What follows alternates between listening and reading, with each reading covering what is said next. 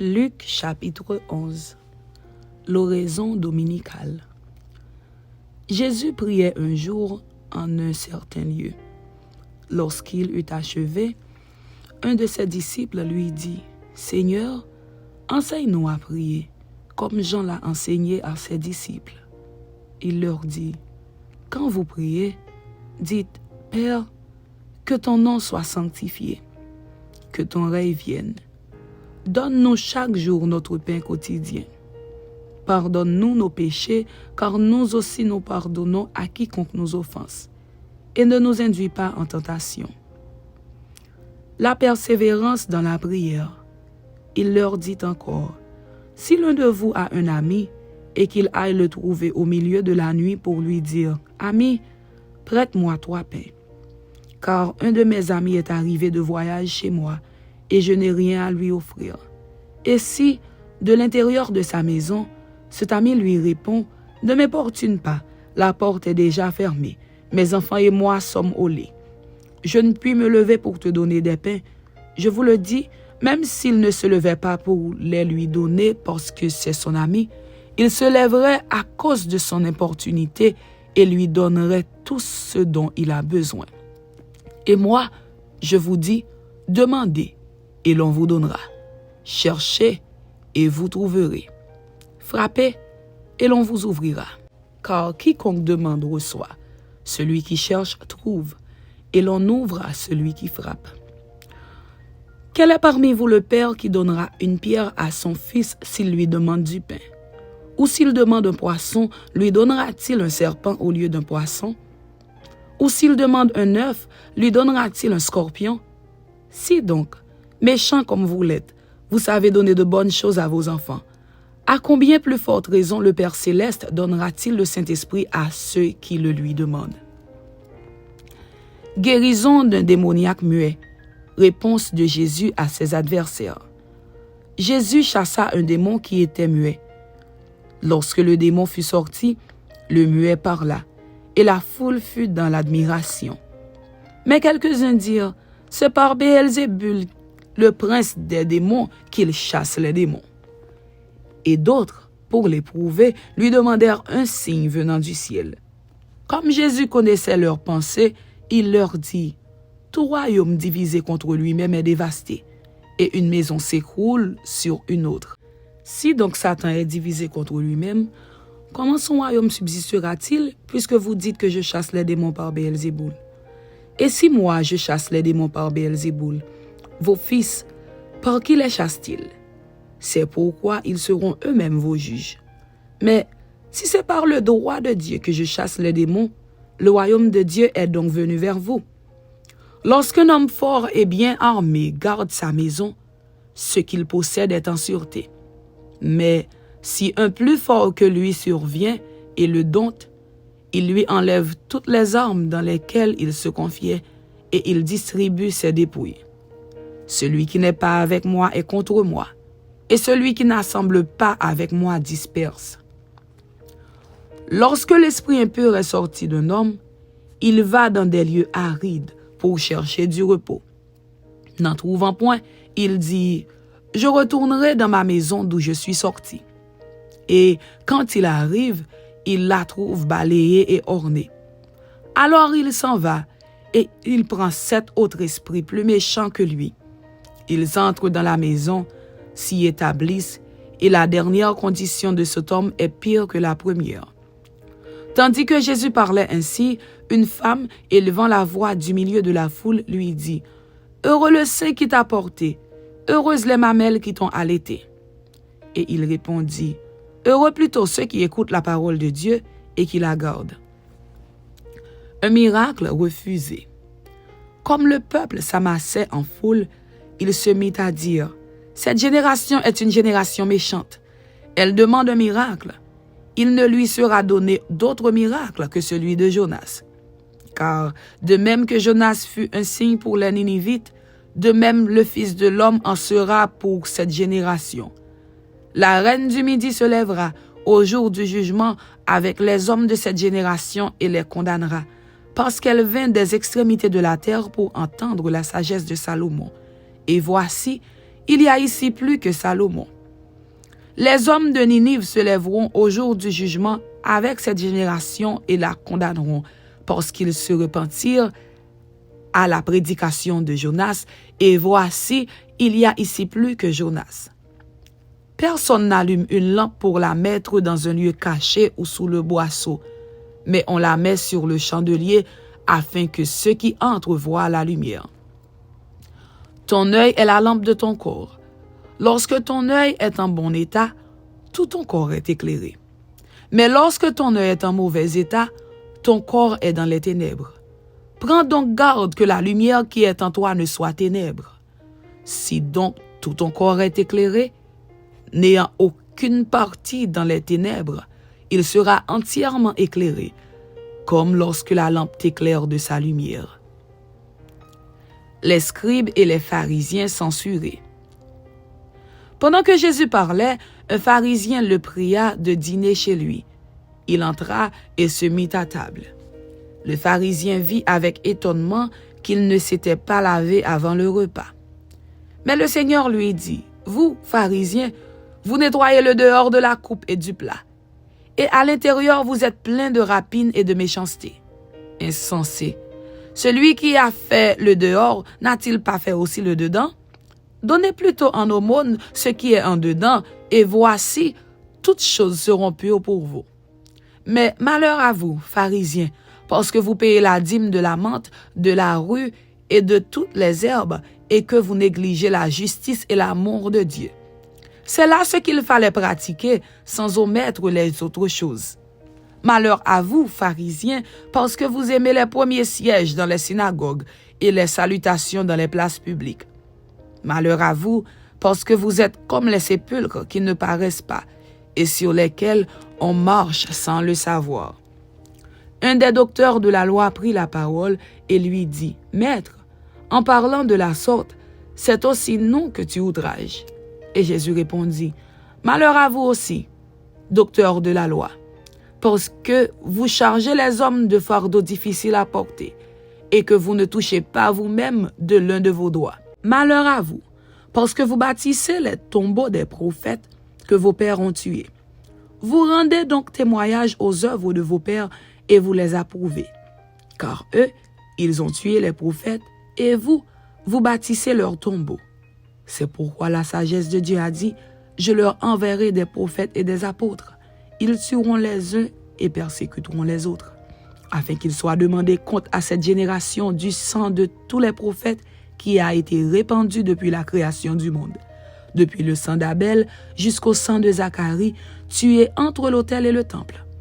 Oui, je vous le dis, il en sera demandé compte à cette génération. Malheur à vous, docteurs de la loi, parce que vous avez enlevé la clé de la science.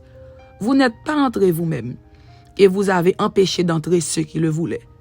Quand il fut sorti de là, les scribes et les pharisiens commencèrent à le presser violemment et à le faire parler sur beaucoup de choses, lui tendant des pièges, pour surprendre quelques paroles sorties de sa bouche.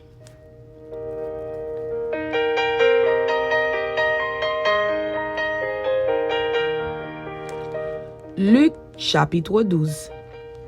Instruction de Jésus sur l'hypocrisie, la crainte des hommes, le blasphème contre le Saint-Esprit, l'avarice, la confiance dans les richesses, parabole de l'homme riche, les inquiétudes, l'aumône, la vigilance, les signes des temps, la réconciliation.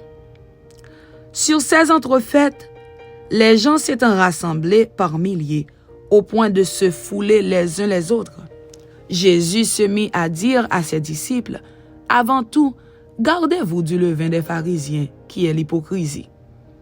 Il n'y a rien de caché qui ne doive être découvert, ni de secret qui ne doivent être connus. C'est pourquoi tout ce que vous aurez dit dans les ténèbres sera entendu dans la lumière, et ce que vous aurez dit à l'oreille dans les chambres sera prêché sur les toits. Je vous dis, à vous qui êtes mes amis, ne craignez pas ceux qui tuent le corps et qui, après cela, ne peuvent rien faire de plus. Je vous montrerai qui vous devez craindre. Craignez celui qui, après avoir tué, a le pouvoir de jeter dans la géhenne. Oui, Je vous le dis, c'est lui que vous devez craindre. Ne vend-on pas 5 passereaux pour 2 sous? Cependant, aucun d'eux n'est oublié devant Dieu. Et même les cheveux de votre tête sont tous comptés. Ne craignez donc point, vous valez plus que beaucoup de passereaux. Je vous le dis, quiconque me confessera devant les hommes, le Fils de l'homme le confessera aussi devant les anges de Dieu. Mais celui qui me reniera devant les hommes sera renié devant les anges de Dieu. Et quiconque parlera contre le Fils de l'homme, il lui sera pardonné. Mais à celui qui blasphémera contre le Saint-Esprit, il ne sera point pardonné. Quand on vous mènera devant les synagogues, les magistrats et les autorités, ne vous inquiétez pas de la manière dont vous vous défendrez, ni de ce que vous direz. Car le Saint-Esprit vous enseignera à l'heure même ce qu'il faudra dire. Quelqu'un dit à Jésus, du milieu de la foule, « Maître, dis à mon frère de partager avec moi notre héritage. » Jésus lui répondit, « Ô homme, qui m'a établi pour être votre juge ou pour faire vos partages? » Puis il leur dit, « Gardez-vous avec soin de toute avarice, car la vie d'un homme ne dépend pas de ses biens, fût-il dans l'abondance. » Et il leur dit cette parabole. Les terres d'un homme riche avaient beaucoup rapporté. Et il raisonnait en lui-même, disant, « Que ferai-je? Car je n'ai pas de place pour serrer ma récolte. Voici, dit-il, ce que je ferai. J'abattrai mes greniers, j'en bâtirai de plus grands. J'y amasserai toute ma récolte et tous mes biens. Et je dirai à mon âme, tu as beaucoup de biens en réserve pour plusieurs années. Repose-toi, mange, bois et réjouis-toi. » Mais Dieu lui dit, « Insensé, cette nuit même ton âme te sera redemandée. Et ce que tu as préparé, pour qui cela sera-t-il? » Il en est ainsi de celui qui amasse des trésors pour lui-même et qui n'est pas riche pour Dieu. Jésus dit ensuite à ses disciples, « C'est pourquoi je vous dis, ne vous inquiétez pas pour votre vie de ce que vous mangerez, ni pour votre corps de quoi vous serez vêtus. La vie est plus que la nourriture, et le corps plus que le vêtement. Considérez les corbeaux, ils ne sèment ni ne moissonnent, ils n'ont ni cellier ni grenier, et Dieu les nourrit. Combien ne valez-vous pas plus que les oiseaux? Qui de vous, par ses inquiétudes, peut ajouter une coudée à la durée de sa vie? Si donc vous ne pouvez pas même la moindre chose, pourquoi vous inquiétez-vous du reste? Considérez comment croissent les lits, ils ne travaillent ni ne filent. Cependant, je vous dis que Salomon même, dans toute sa gloire, n'a pas été vêtu comme l'un d'eux. Si Dieu revêt ainsi l'herbe qui est aujourd'hui dans les champs et qui demain sera jetée au four, à combien plus forte raison ne vous vêtira-t-il pas, gens de peu de foi? Et vous, ne cherchez pas ce que vous mangerez et ce que vous boirez, et ne soyez pas inquiets. Car toutes ces choses, ce sont les païens du monde qui les recherchent. Votre Père sait que vous en avez besoin. Cherchez plutôt le royaume de Dieu, et toutes ces choses vous seront données par-dessus. Ne crains point, petit troupeau, car votre Père a trouvé bon de vous donner le royaume. Vendez ce que vous possédez et donnez-le en aumône. Faites-vous des bourses qui ne s'usent point, un trésor inépuisable dans les cieux, où le voleur n'approche point et où la taille ne détruit point. Car là où est votre trésor, là aussi sera votre cœur.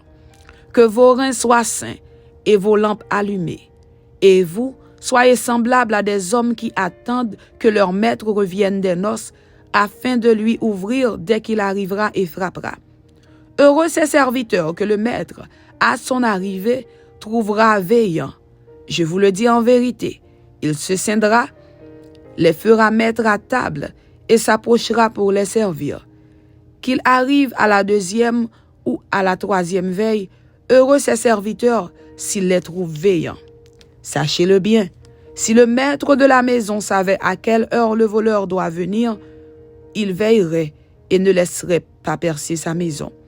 Vous aussi, tenez-vous prêts, car le Fils de l'homme viendra à l'heure où vous n'y penserez pas. Pierre lui dit, « Seigneur, est-ce à nous ou à tous que tu adresses cette parabole? » Et le Seigneur dit, « Quel est donc l'économe fidèle et prudent que le maître établira sur ses gens pour leur donner la nourriture au temps convenable? Heureux ce serviteur que son maître, à son arrivée, trouvera faisant ainsi. Je vous le dis en vérité, il l'établira sur tous ses biens.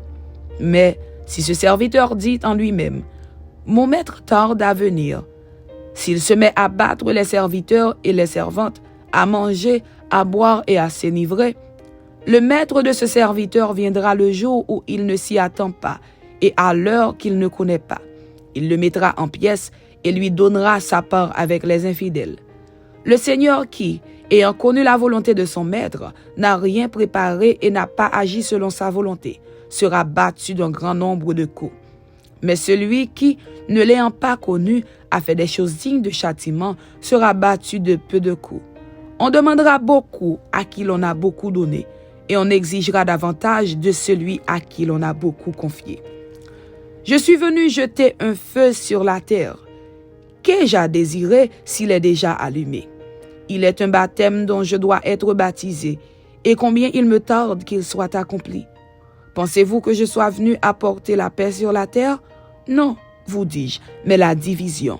Car désormais, 5 dans une maison seront divisés, 3 contre 2 et 2 contre 3. Le père contre le fils et le fils contre le père, la mère contre la fille et la fille contre la mère, la belle-mère contre la belle-fille et la belle-fille contre la belle-mère. Il dit encore aux foules, « Quand vous voyez un nuage se lever à l'Occident, vous dites aussitôt, la pluie vient, et il arrive ainsi. Et quand vous voyez souffler le vent du midi, vous dites, il fera chaud, et cela arrive. Hypocrite, vous savez discerner l'aspect de la terre et du ciel, comment ne discernez-vous pas ce temps-ci? Et pourquoi ne discernez-vous pas de vous-même ce qui est juste? Lorsque tu vas avec ton adversaire devant le magistrat, tâche en chemin de te dégager de lui, de peur qu'il ne te traîne devant le juge, que le juge ne te livre à l'officier de justice et que celui-ci ne te mette en prison.